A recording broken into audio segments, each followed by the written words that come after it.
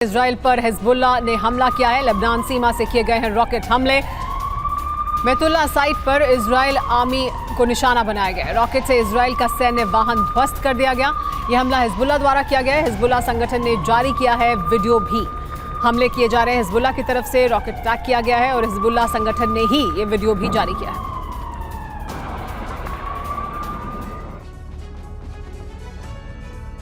Netanyahu और Biden के सामने इस वक्त सबसे बड़ा संकट वो बंधक हैं जिन्हें हमास ने 7 अक्टूबर को हमले के दौरान बंधक बनाया था। हमास के पास बंधकों की संख्या 250 है, जिन्हें उसने अपनी अंधेरी, रहस्यमयी और अभेद्य सुरंगों में कैद कर रखा है। हमास को मिटाने के लिए, बंधकों को छुड़ाने के लिए नेतन्याहू और बाइडेन ने नए प्लान पर काम करना शुरू कर दिया है। अमेरिका से 2000 स्पेशल कमांडो इजराइल पहुंच चुके हैं। ब्रिटेन से भी स्पेशल फोर्स आने वाली है। इसके बाद इजरायली सेना सुरंग युद्ध छेड़ेगी। लेकिन सवाल यही है कि क्या ये बंकर वाली जंग इजराइल के लिए आसान होगी?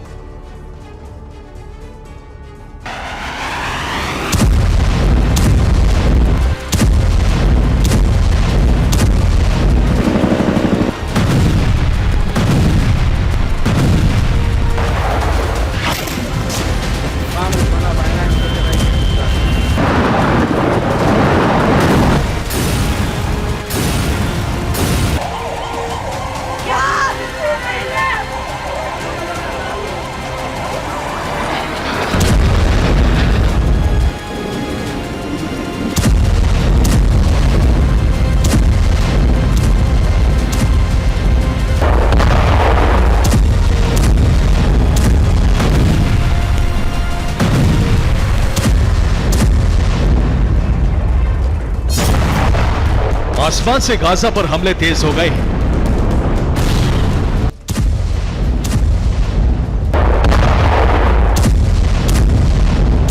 इजरायली एयरफोर्स गाजा को खंडहर बनाती जा रही है।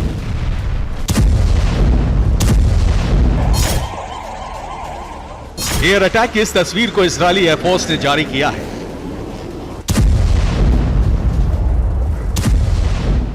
इजरायल ने एक ही साथ गाजा की 7 इमारतों को ध्वस्त कर दिया। आसमान से गाजा का विध्वंस जारी है, लेकिन अब विनाश का सबसे बड़ा तूफान आने जा रहा है।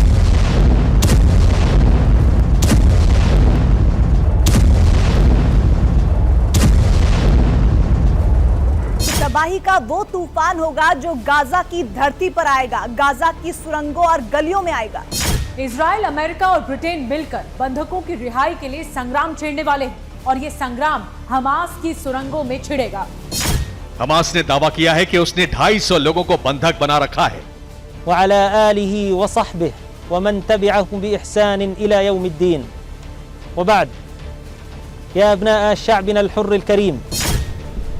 हमास ने सभी बंधकों को अपने अभेद्य टनल में रखा है। अब रिपोर्ट्स ये है कि हमास बंधकों को अपने स्पेशल सुरंगों में शिफ्ट कर रहा है, ताकि अगर सुरंग युद्ध शुरू होता है तो इजरायली सेना बंधकों तक न पहुंच पाए। इधर बॉर्डर पर मौजूद इजरायली सेना लगातार सुरंग युद्ध की तैयारियों में जुटी है। इस ऑपरेशन के लिए अमेरिका ने 2000 स्पेशल कमांडो तेल अवीव भेज दिए हैं। पेंटागन से ये डिप्लॉयमेंट बाइडेन के इजराइल दौरे से ठीक पहले हुआ है। ब्रिटेन भी गाजा ग्राउंड वॉर के लिए अपने स्पेशल कमांडोज की टुकड़ी भेज रहा है। मिडिल ईस्ट में अमेरिकी सेना के शीर्ष कमांडर और सेंटकॉम के कमांडर जनरल माइकल एरिक कोरेला तेल अवीव पहुंचे। वो इजरायली सेना और खुफिया एजेंसियों के बड़े अधिकारियों के साथ मैराथन मुलाकात कर रहे हैं। माना जा रहा है कि इन मुलाकातों में सुरंग युद्ध को लेकर रणनीति बनाई जा रही है। लेकिन सवाल यही है कि क्या इजराइल सुरंग युद्ध जीत पाएगा? क्या सुरंग में मौजूद हमास को खत्म कर पाएगा? क्या वहां के बंधकों को छुड़ा पाएगा? आखिर यह काम असंभव क्यों कहा जा रहा है?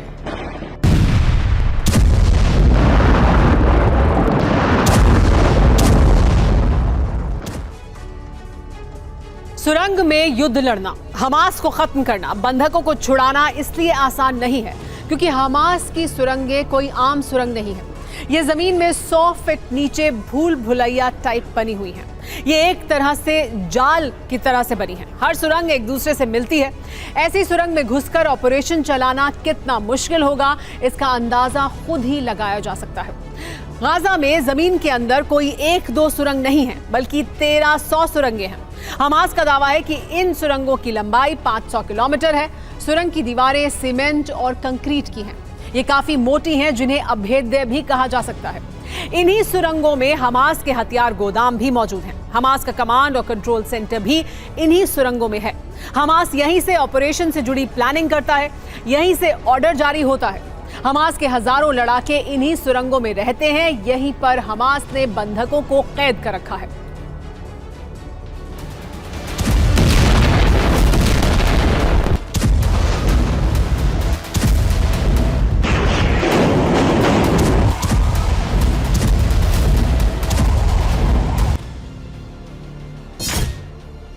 जमीन के बहुत नीचे मौजूद हमास के बंकरों को तबाह करना आसान काम नहीं है, लेकिन इजराइल इसे नामुमकिन भी नहीं मान रहा है।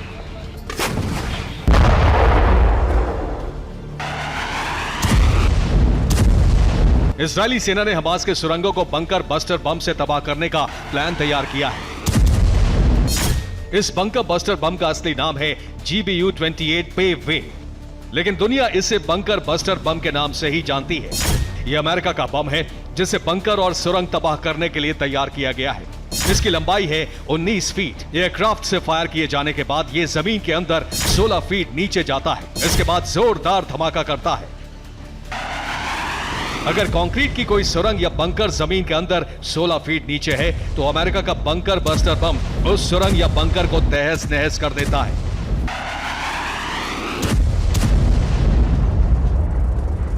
अब यहां सवाल यह है कि क्या यह बंकर बस्टर बम गाजा में हमास की सुरंगों को तबाह कर पाएंगे? सवाल यही है कि क्या इजराइल अमेरिका के बंकर बस्टर बॉम्ब से हमास की सुरंगों को तबाह कर पाएगा? जवाब है नहीं। ऐसा हम क्यों कह रहे हैं, अब इसे समझिए। दरअसल अमेरिका का बंकर बस्टर बॉम्ब फायर होने के बाद जमीन के अंदर 16 फीट तक नीचे जाता है। इसके बाद वो जोरदार धमाका करता है, जिससे 16 फीट नीचे मौजूद कंक्रीट की सुरंग या बंकर तबाह हो जाते हैं। लेकिन हमास की सुरंगें जमीन के अंदर 100 फीट के नीचे हैं, यानी जमीन के अंदर बहुत नीचे। यहां तक कि बंकर बस्टर बॉम्ब पहुंच भी नहीं पाएगा। जाहिर सी बात है कि हमास की सुरंगों पर बंकर बस्टर बॉम्ब कारगर नहीं होंगे। परिणाम यह होगा कि बंकर बस्टर से इजराइल के ऑपरेशन सुरंग को कोई फायदा नहीं मिलेगा।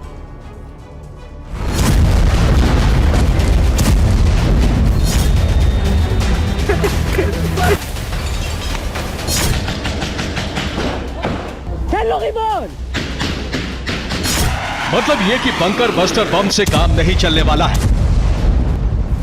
जमीनी जंग छेड़नी होगी, सुरंग के अंदर घुसकर युद्ध लड़ना होगा, जो बहुत ही मुश्किल और जोखिम भरा है। इस ऑपरेशन में बड़ी तादाद में सैनिकों के मारे जाने का डर है। यही वजह है कि इजराइल का ऑपरेशन टनल अब तक शुरू नहीं हो सका है।